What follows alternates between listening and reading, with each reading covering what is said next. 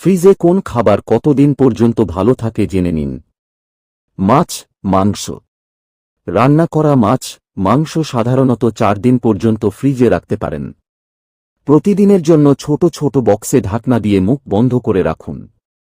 কাঁচা মাছ 2 সপ্তাহ, মুরগি 1 মাস এবং গরু ও খাসির মাংস 3 মাস পর্যন্ত ভালো থাকে। মাছ মাংস কেটে ধুয়ে পানি ঝরিয়ে প্রতিবার যেটুকু রান্না করবেন সেই পরিমাণে প্যাকেট করে রাখুন। ডিম 12 থেকে 15 দিন পর্যন্ত ভালো থাকে।